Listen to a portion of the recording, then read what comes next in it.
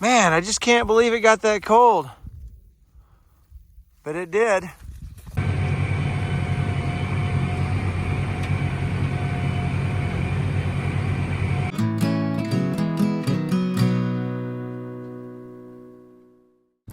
Howdy.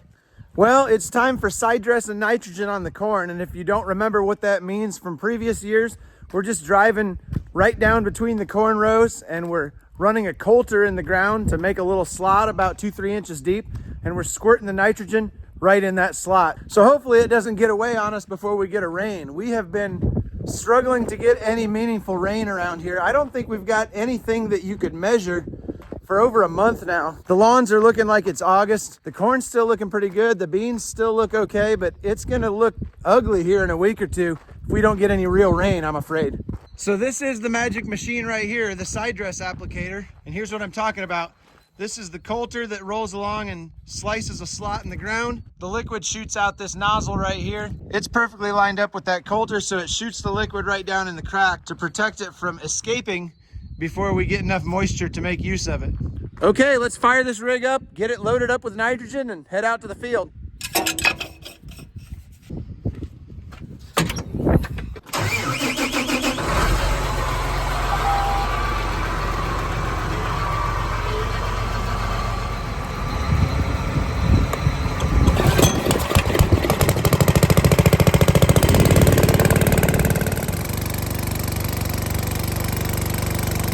All right, it's go time.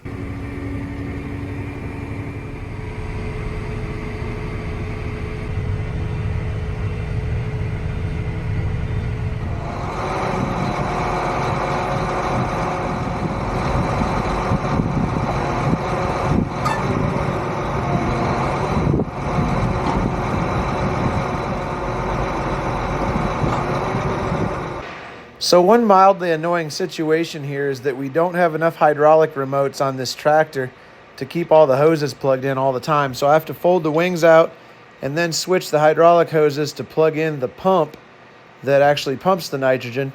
And then I pound the pins into the wings to keep them down and we're good to go.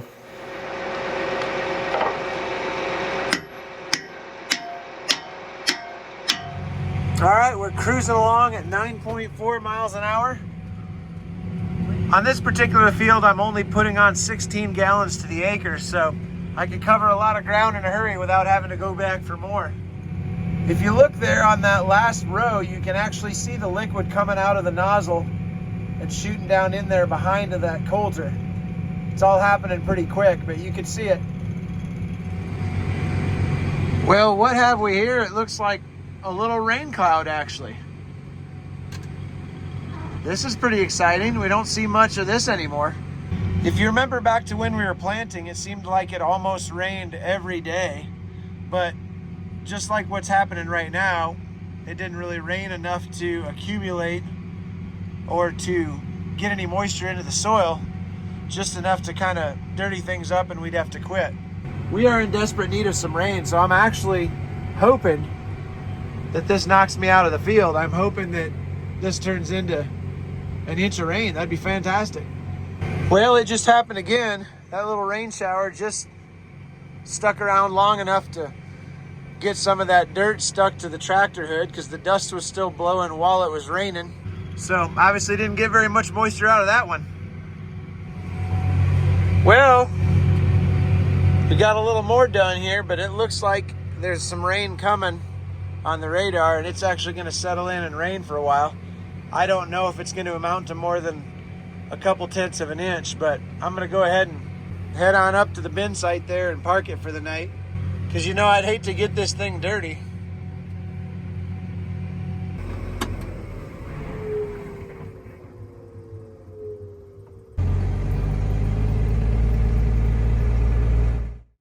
Well, good morning. I'm back. It's like I never left. As you can see, we didn't even get enough rain to rinse the dirt off the tanks and the applicator last night. So here we go again. Hopefully it rains someday or the nitrogen we're putting on right now isn't going to make a lick of difference.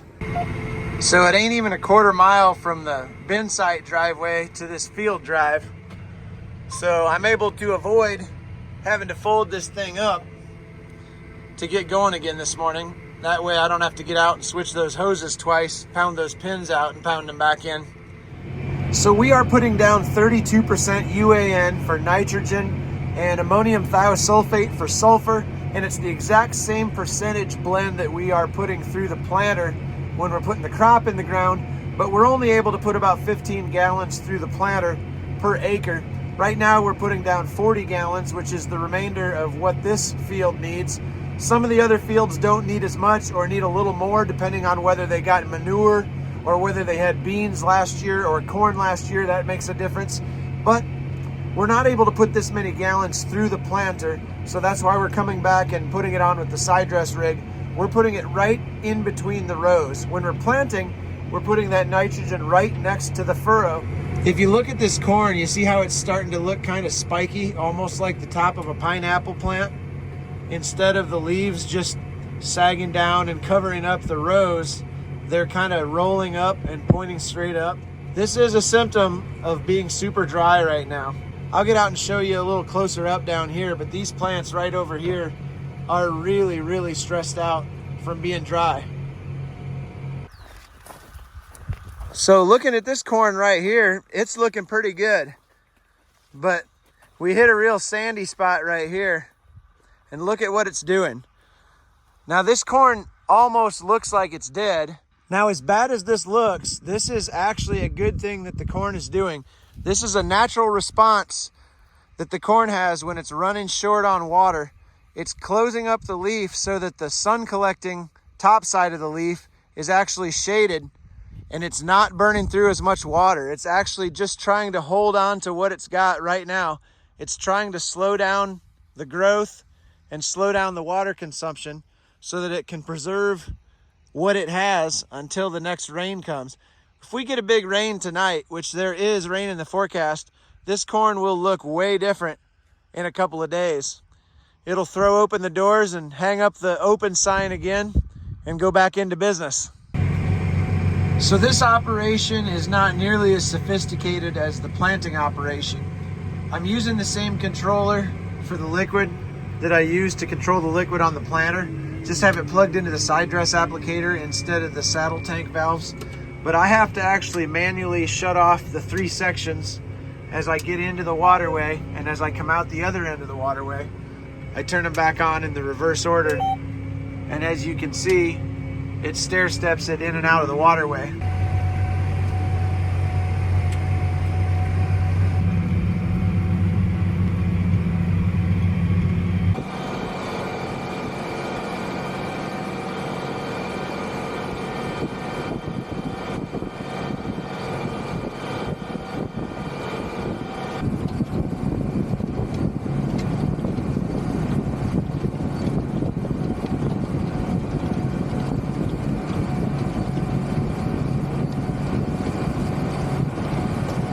Well, you guys are not going to believe this. I barely believe it, and I'm sitting here looking at it right now. I'm at a cornfield investigating frost damage that took place on June 12th.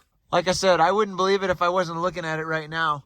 It's just down here in the low spots along the waterway. So I'm going to get the drone up in the air and see what it looks like from above.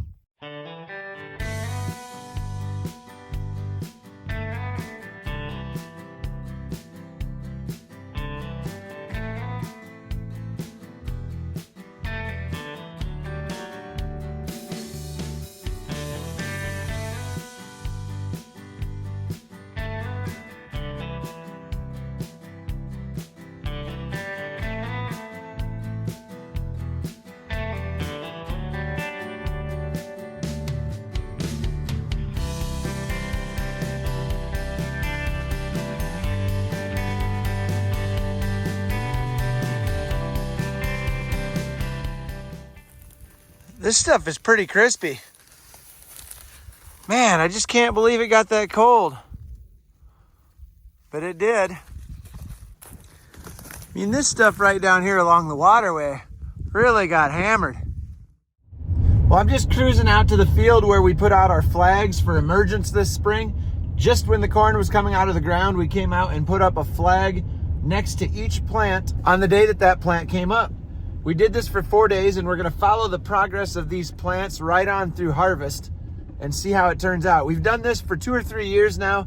The results have not been exactly the same every year, but there's definitely been a trend. In years past, I've had a lot of trouble finding the flags once the corn got taller than the flags.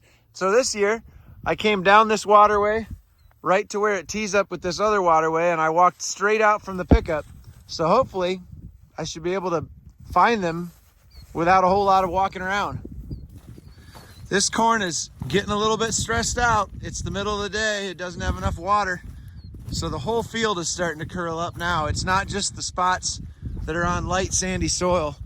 It's everywhere now. Well, I'll be darned. I swear that I just... Wait a minute. There they are. Okay, so I wasn't straight in from the... Oh, I was straight in from the corn bean line right along the grass there. That's apparently what I was thinking, but I didn't write that down or commit it to memory. Lots of greens and blues here, which are day 1 and day 2. If we get down here, we've got a day 4, that red flag, and just look at the stalk compared to the blue flag. Look at how thick this one is. Look at how thick that one is not. Another issue I just noticed over here somewhere. Oh, here we are. Look at these two here. They both came up on day 1, but they got dropped together. This was actually what we call a double. In singulation, we want single seeds falling every time. We don't want any doubles or skips. This is a double. So miraculously, this one is really doing all right, but this one here is a total piece of junk. And I'm guessing as time goes by, it's gonna start sucking some of the nutrients and water away from this one as well. It's probably gonna hurt it in the long run, but it will be interesting to see. Okay, remember, Carl, follow the edge of the beans straight out into the corn where the waterways tee up together. That's where the flags are. Every year I've done this, I feel like I've learned something different. This year I'm actually kind of excited that we've got those two plants that are way too close to each other, but both emerged on the same day. I'm actually really excited to see what happens there. We shall see how it turns out. Thanks for hanging out. I'll see you next time.